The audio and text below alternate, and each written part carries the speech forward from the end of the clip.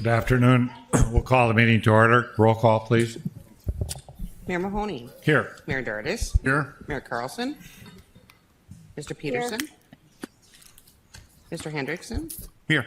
Mr. Pepcorn. Mr. Ebinger. Here. Mr. Strand. Here. Mr. Campbell. Here. Mrs. Sherling. Mr. Grinberg. Here. Mr. Olson. Here. Mr. Seljavold. Here. Quorum is present. Very good. Can I have a motion to approve the minutes of the August 24th meeting, please? So moved. Second. Moved and seconded. All those in favor say aye. Aye. Motion passed. Aye. Is there a motion to approve the order of the agenda? Move for approval. Is there a Second. All those in favor say aye. Aye. Aye. Aye. Motion carries. Consent agenda. Approve the following A, B, C, and D. Do I have a motion? So moved. Second. Moved and seconded. Roll call vote, please. Mayor Mahoney. Aye. Mayor Dardis. Yes. Mayor Carlson. Yes. Mr. Hendrickson. Yes. Mr. Ebinger. Aye. Mr. Strand. Yes. Mr. Campbell. Yes. Mr. Grinberg. Aye. Mr. Olson. Yes. Mr. Seljavold. Aye. And that is everyone. Very good. Executive Director report. Joe Paulson, please. Thank you, Chair Mahoney and members of the board. Just a quick update on some things that happened this last month. We did have the Red River Basin Conference in town here. We did do a tour bus with the conference attendees throughout the entire project. So we went up north, looked at the reaches of the channel that our RVA are currently working on. And then we took the bus down to the diversion inlet structure. And here you can see some photos. The Corps met us there. Actually, the Colonel was involved in this conference and the tour as well. So he was able to do a bit of a presentation at the diversion inlet structure. And as you can see from the pictures, it's pretty much complete. We're still waiting on one gearbox and having some issues with that, but it sounds like we have a resolution and that's moving forward. So on that note, we are planning to have a ribbon cutting ceremony for that structure on October 27th. More than likely that will be the late morning on the 27th. So certainly put that tentative date in your calendars. More to come on that. The Corps is planning that event, and it will be a ceremonial turnover of the diversion inlet structure over to the authority. So very exciting time to kind of see that project wrap up. Additionally, we have some activities still on the planning committee where we're continuing to talk about recreation. We did deliver to the planning committee a recreation task force white paper that talked about what we can and can't do as far as recreation features within the diversion channel and the southern embankment area.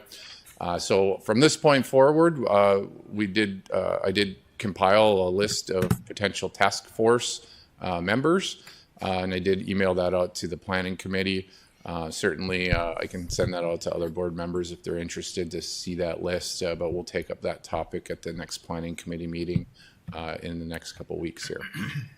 One other thing to note, I think you all received an email from Terry Williams on the National Academy of Construction Award. This is a very prestigious award.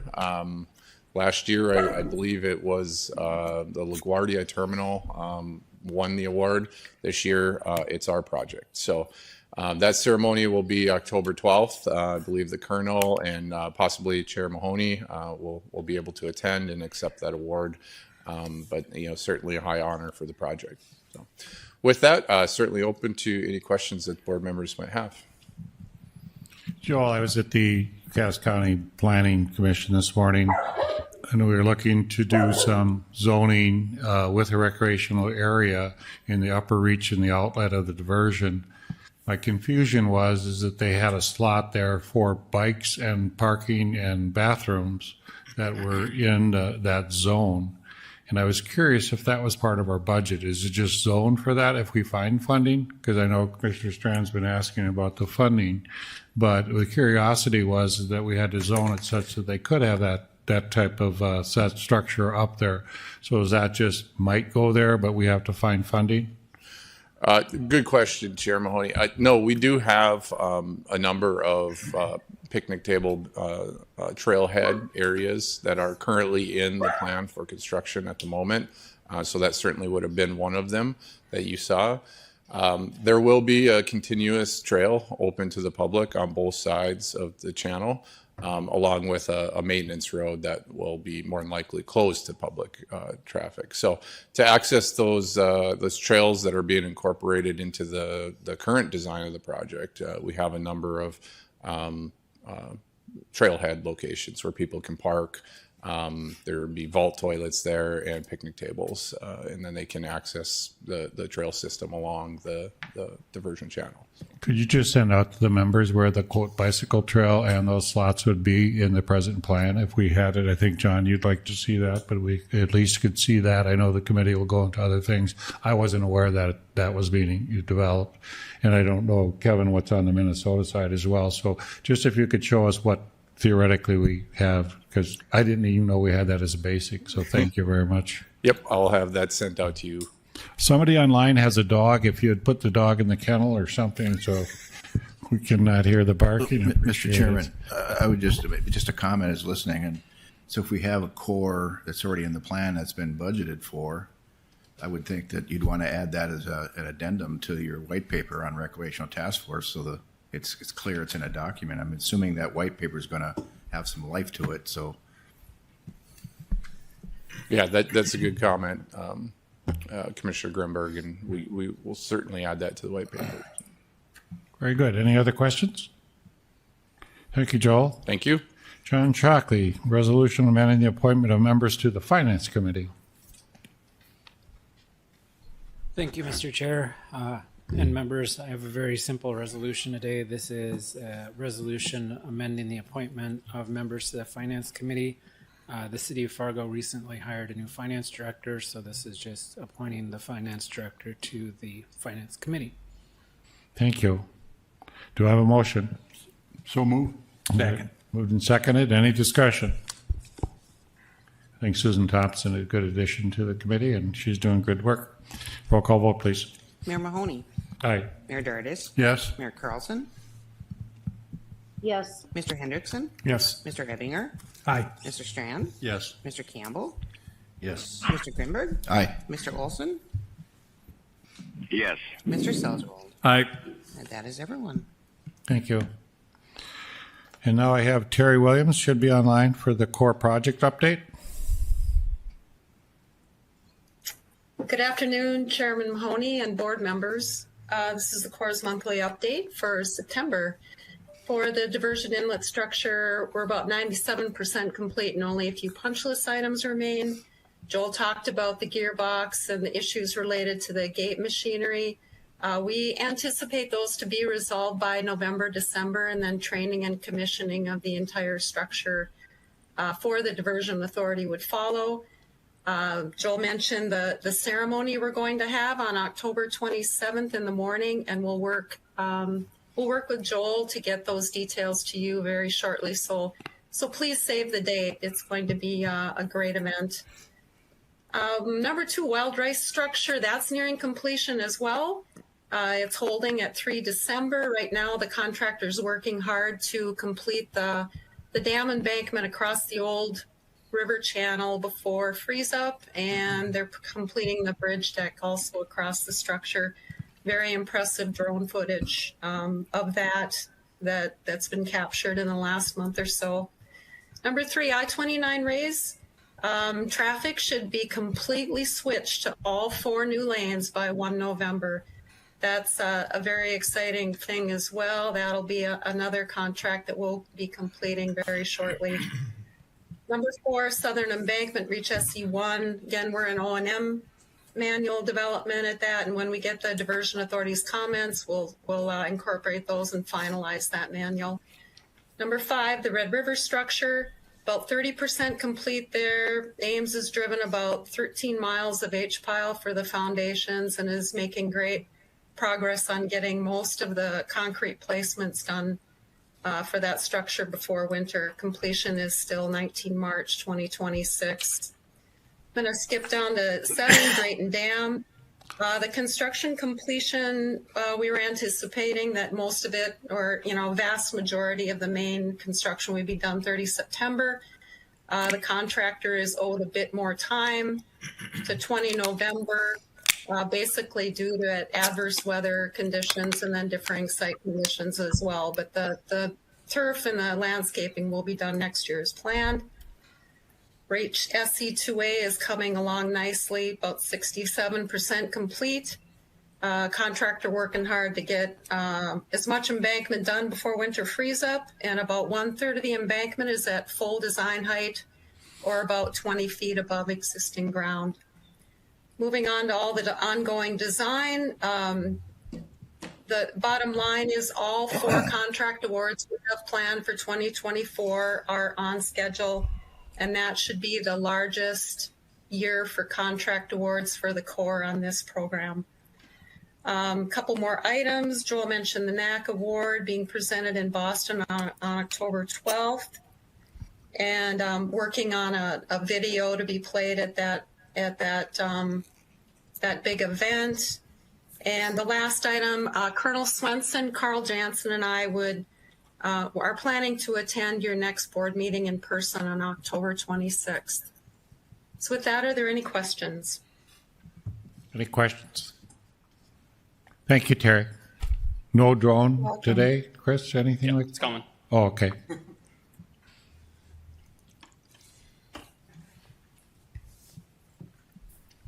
So next we'll do construction updates for the Diversion Authority.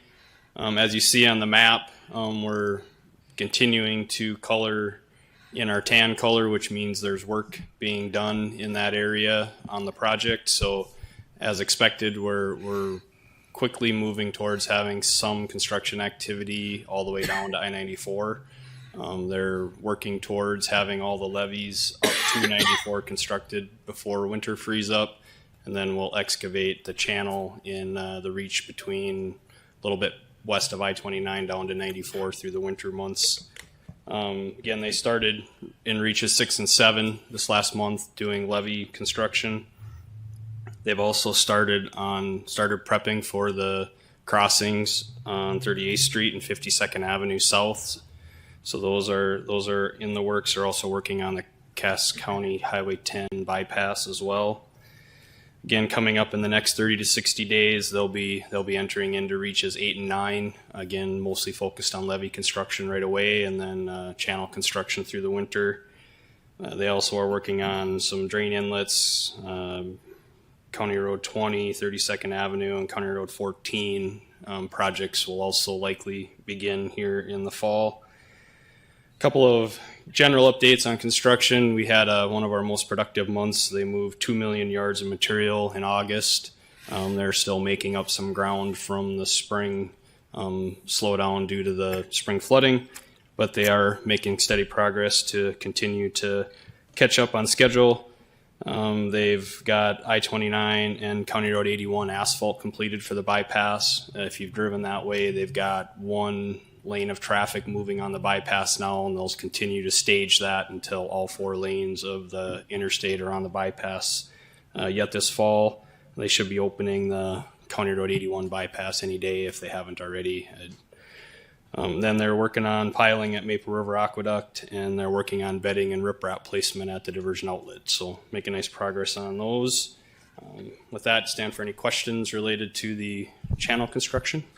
Any questions? Good.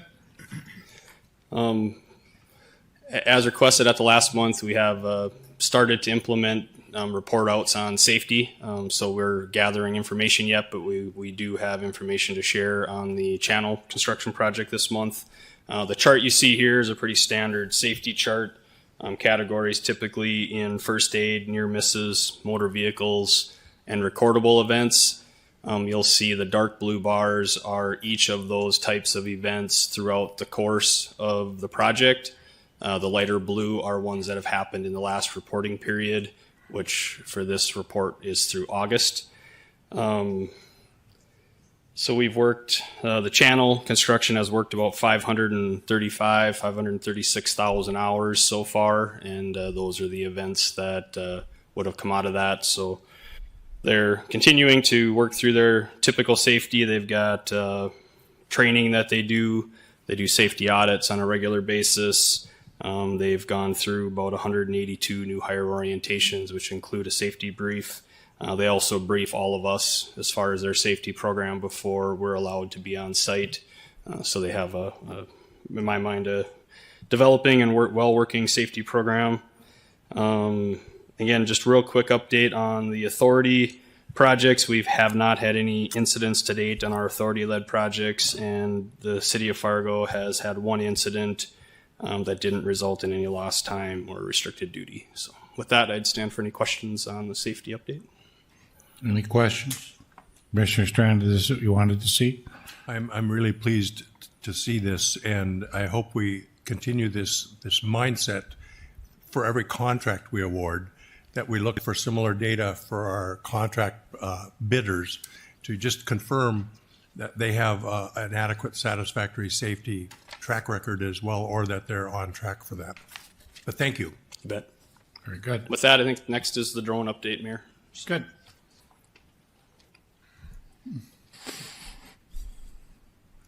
I'm Tom Fuchs, Senior Construction Manager for the Metro Flood Diversion Authority, back with a progress update on the FM Area Diversion Project. Drivers throughout the area have likely noticed work along Interstate 29, whether traveling north or south out of Fargo-Moorhead. On the south side, Industrial Builders is working on raising a 4-mile stretch of the road out of the 500-year floodplain.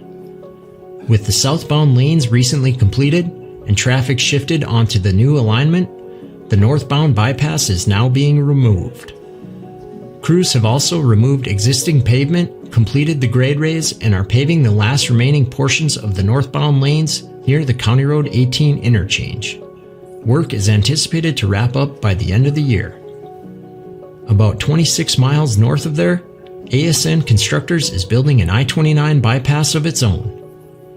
Recently, portions have been paved and southbound traffic is now diverted. In the coming weeks, traffic will remain staged as work continues to extend the bypass lanes across the median and fully tied in. Similar work is occurring nearby as the County Road 81 bypass is expected to open to traffic by the end of this month. Once all traffic shifts are complete, ASN will focus efforts on constructing new bridges spanning across the stormwater diversion channel.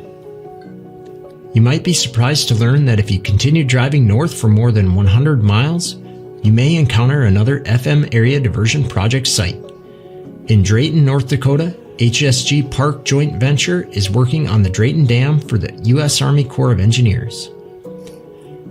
They removed the Drayton Dam structure and constructed a new dam 300 feet upstream consisting of a rock rapids fishway.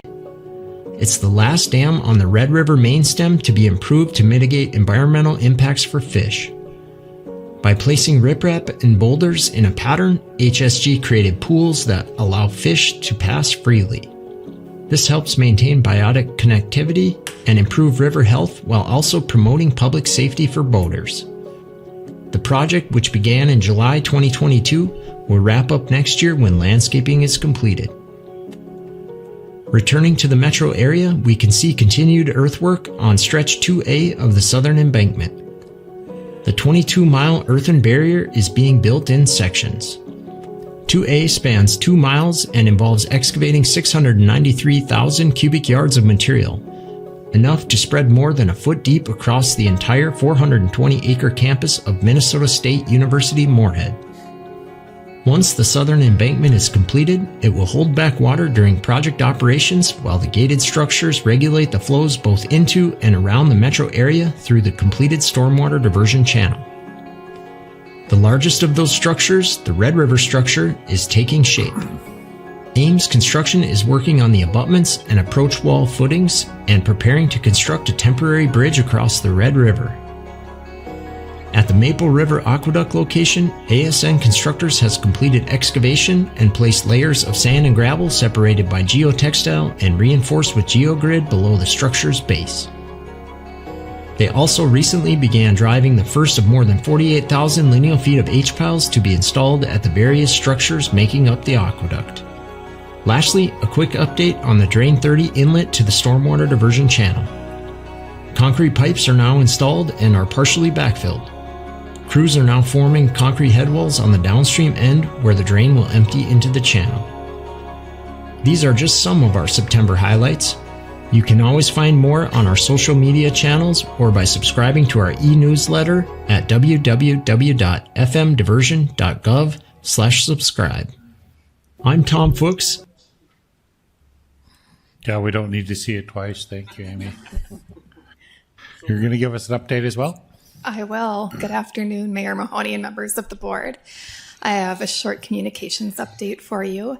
We've had a lot of interest by high schools recently in the project as they're delving into different units on construction and engineering, and so we've tailored some of our tour materials so that it's more suitable for that audience.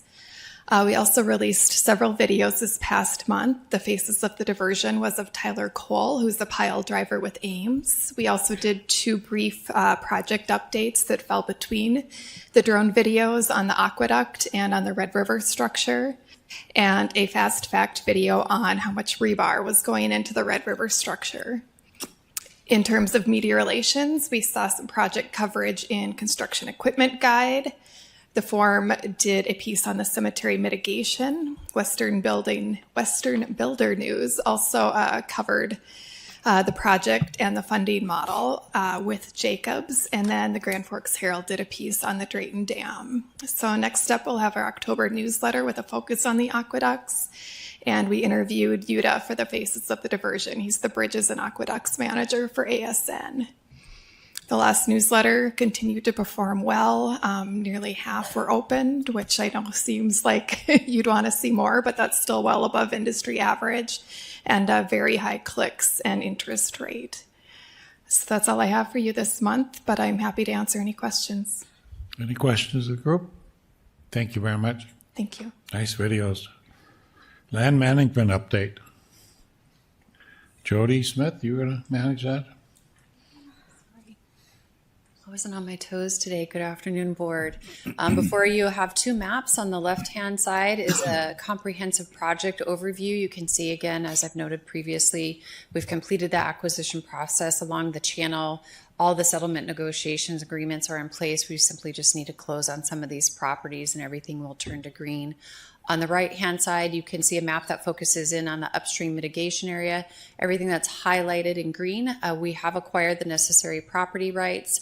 Everything that has that goldenrod color, we're still waiting on a couple appraisals. The Cass County Joint Water Resource District did approve 3 of them this morning. We'll have a handful more coming in October. Everything that is in blue is still in negotiations, and then everything that is red, that dark orange color is in eminent domain. On the next slide, then, you can see within the construction footprint, we did month-over-month close on 3.7 of the properties. And again, in the upstream mitigation area, we're sitting at just under 44% of our acquisition has been completed.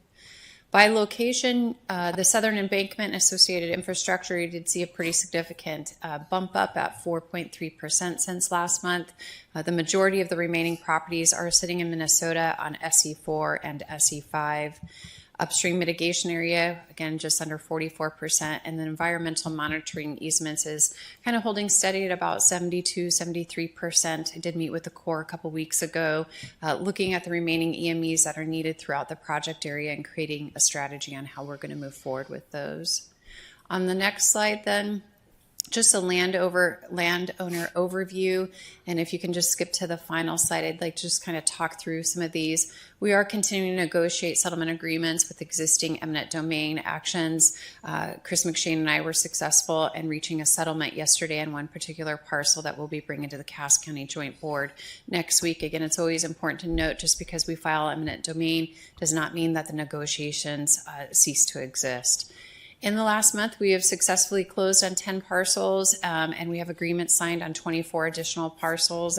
If we have a purchase agreement signed, that means we're just simply waiting for the closing. That's a testament to the work that our land agents are doing, and also our legal counsel that has to kind of get all the minutia of all the paperwork lined up and then get to the title company in order to close on these.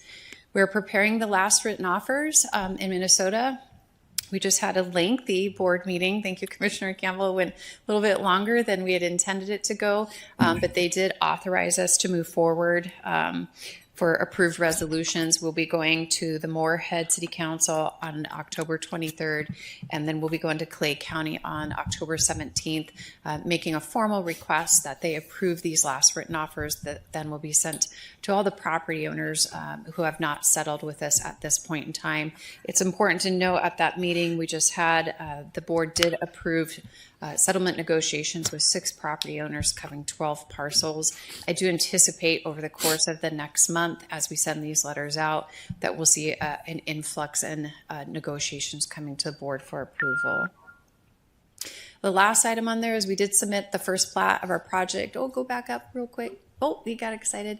Submitted the first plat for the project for the diversion channel. That was the Weiser Township. That was approved this morning at the Cass County Planning and Zoning Committee and subsequently by the Cass County Joint Water Resource District. We're going to continue to go through all those replatting along the channel. Our goal is to have that completed here by the end of the next calendar year. Any questions that I can answer on the status report prior to jumping to the next item? Don't think so. Good job. So the next item that we have before you today is implementing our excess lands policy. So it's probably the first time I've been before you making this request that we'd be able to implement that policy. We have 3 separate requests before you. They're all very different, so we'll probably need to take individual actions on all of them. The first one is the SE1 excess land sale. If you can skip down to the map, Paul, I think it's really helpful to kind of see what we're talking about. Excuse me, thank you. So within SE1, the lands team started proceeding with acquisition of any necessary property rights. This was acquired primarily in fee simple. When we got the final right-of-way drawings from the Corps, we needed a little bit of a less footprint than was originally anticipated. So you can see there's a parcel kind of on the top of your screen there, be on the western side of SE1, and then there's one further south, both those green strips that Paul's outlining for you today. Those are not significant strips. One of them is 7.5 acres, one is 3.17, one is 3.12. We do lease these out every year. You can see in the packet that was provided to you what we do acquire in these in our leases. Again, it's not significant, but it is something that we need to go through. What we'd like to do is have the board today approve us going through the excess lands policy. That would mean the first offer would be to the previous landowner. The second offer, if they don't want it, would be to the neighboring property owner, which just happens to be the previous landowner. And so we'll step through this process and hopefully they'll want to purchase this back. One of the questions that came up at the Lands Committee yesterday, because this one has gone to the Cass County Joint Water Resource District, they have approved it. The Lands Committee has reviewed and approved this. This has also gone to our Technical Advisory Committee, and they have looked at it. That's important to note because a lot of the stakeholder groups serve on those committees, and so I'm not aware of any interest from any of the stakeholder groups, but the policy does require that we do a formal notification of all the stakeholders. We'll wait 30 days. If they're not interested or they waive the 30 days, then we'll move on to the previous landowner. The policy also does allow the executive director to set the market value rate. I've made recommendations to Mr. Paulson on all 3 of these that you'll be seeing today. In this particular instance, I'm going to recommend that the market rate be set at the land value at which we purchased it.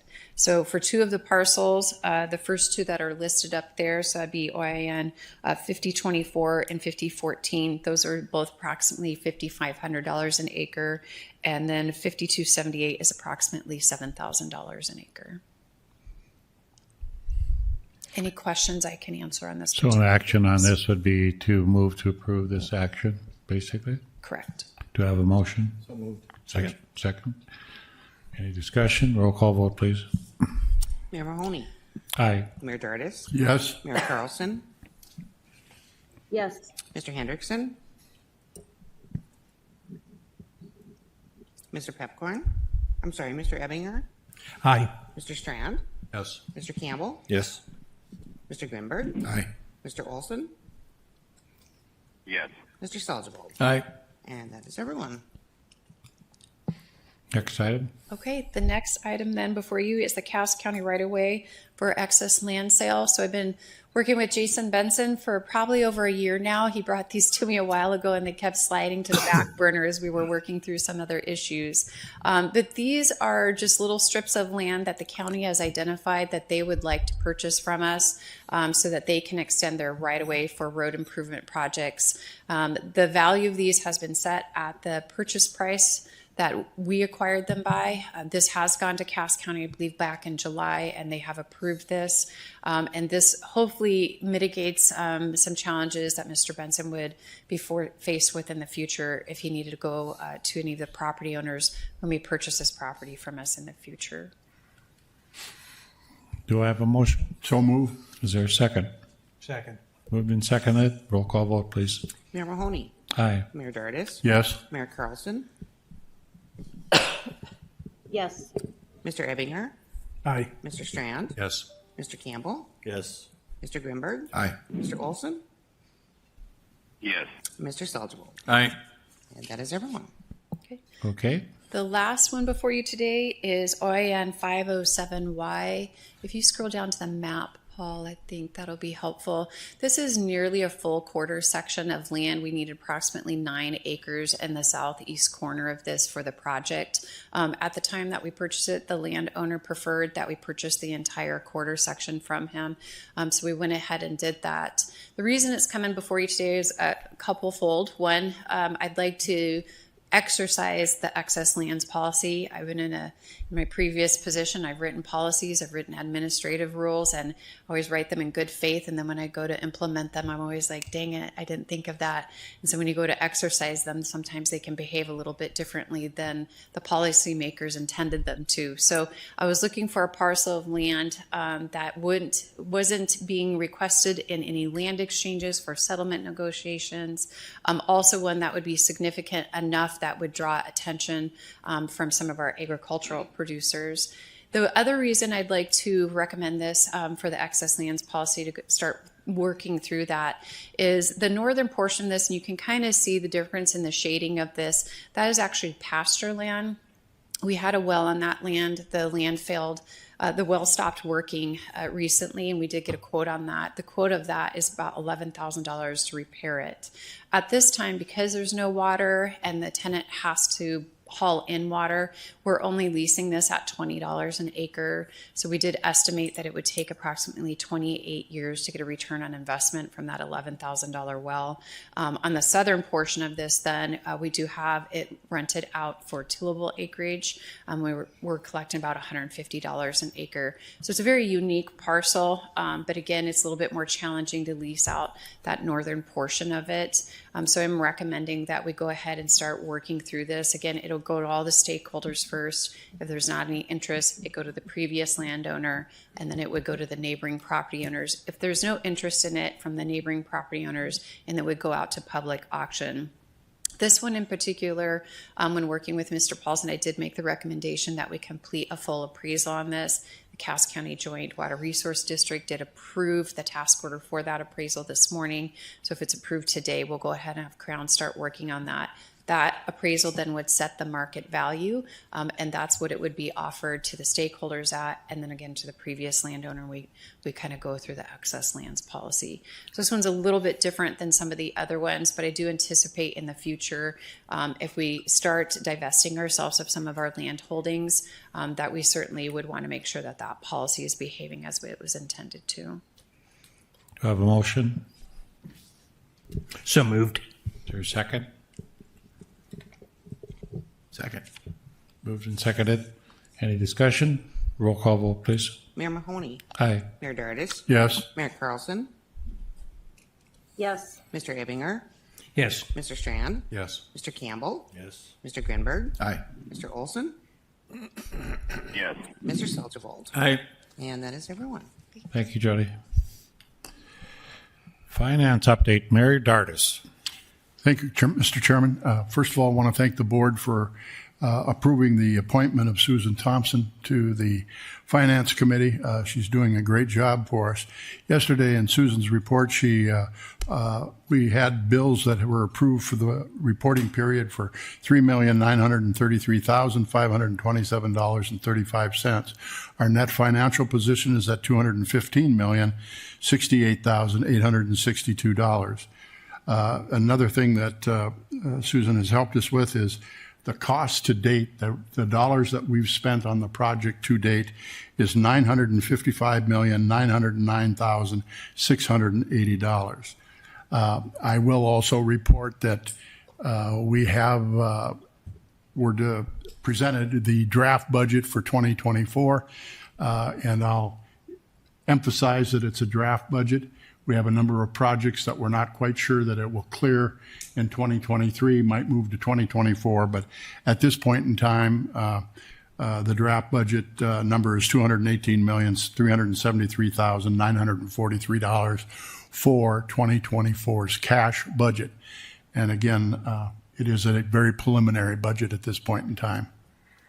That's all I have. Stand for any questions. Bernie, do we have to vote on the WP 388 award bid, or is that taken care of? The Finance Committee did bring that forward. Mr. Bakagard, I believe, is moving to the microphone to address that. We usually let staff deal with those. Yes, Mayor, we should take a vote on that. Yesterday at the Finance Committee meeting, we presented one recommendation for award for a project bid that was conducted this month. It's work package 38B. It's 6 property site mitigation project. We received 2 bids.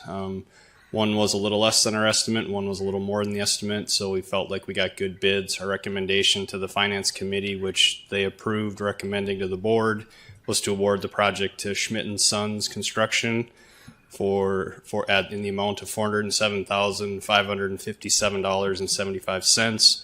And Mayor, I did look, the 75 cents comes from a unit bid, so they had a bid of $1.35. When you do the math, you get 75 cents. So that's where it came from. So it wasn't anything funny, just a math thing. So thank you. You bet.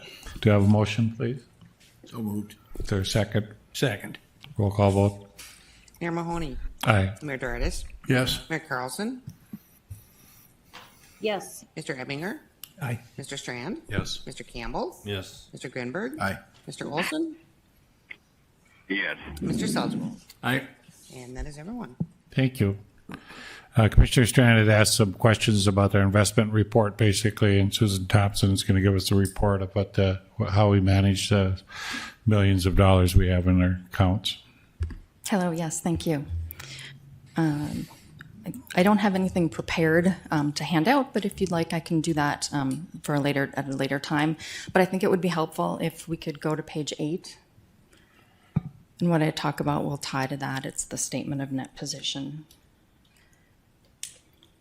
So obviously I'm new to my job, so this was a good project for me to do a little history.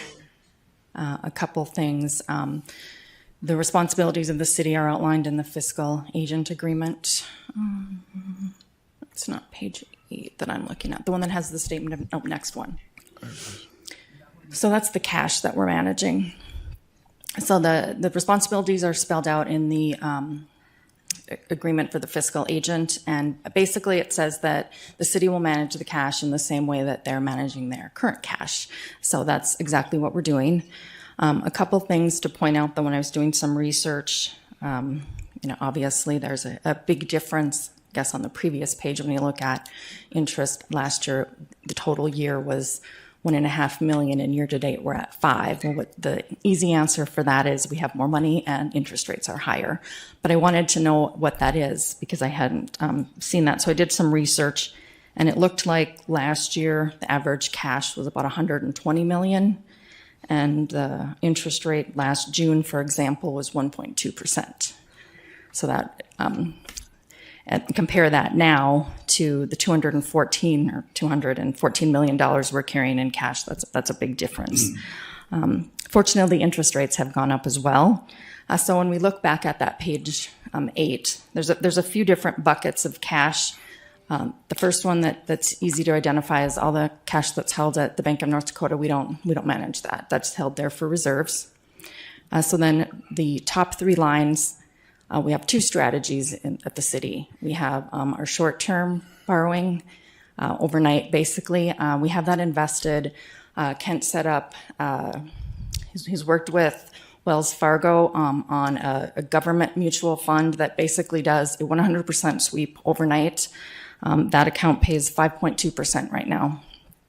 And then for our longer term investments, we work with PFM, who's now affiliated with US Bank.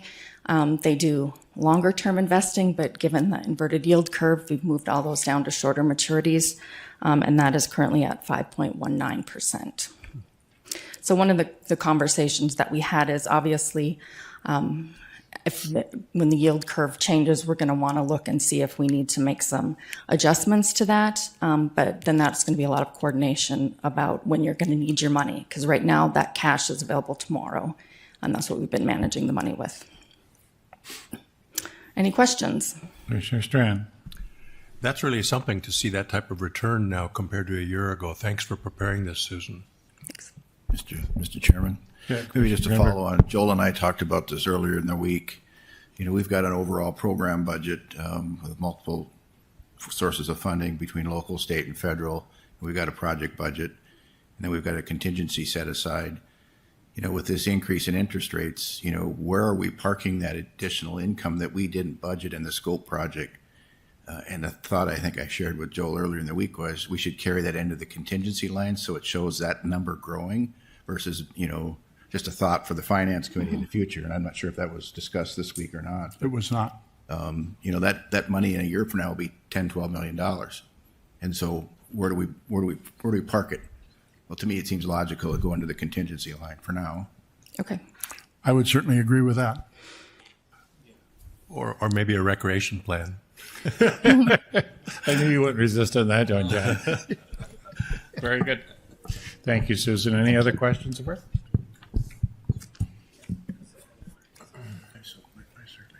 Kevin, I can never beat you because now we got to have an executive session. So, Mayor, before you do that, are you on other business now? Other business. I'd like to advance a topic to consider for our board and peers. And this is just my thinking, but we have a project now. For several years, we didn't know we had a project. And then we got to the point where we had a settlement that opened the pathway for a project. What I'd really like to know is what would the costs be now if we hadn't had a settlement and we hadn't had the green light? And I'd like to have us start tracking to the public. This is how much it would be now if you hadn't, and let us start seeing the graphic, because I'm sure it's immense. And that's got to be part of our narrative going forward, is how critically timed it was to get that going forward, especially in the change of the economy since then. Someday when you're all bored and have nothing better to do, it'd be a report that I'd find interesting.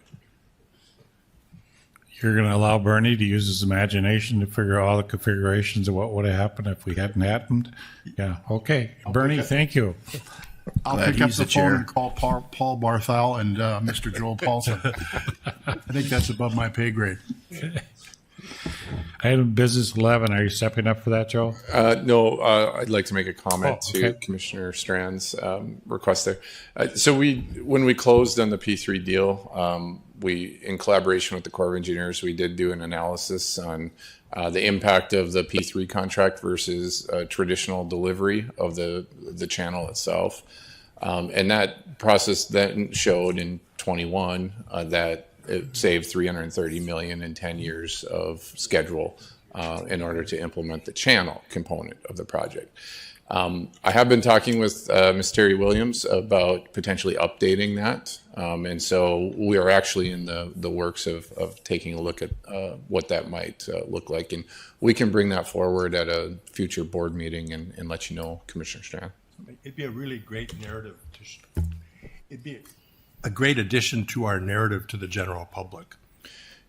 I agree, and I do use that $300 million and 10-year escalation of schedule quite often in presentations that I give to certain groups. And so I was thinking myself, these numbers are a few years old now.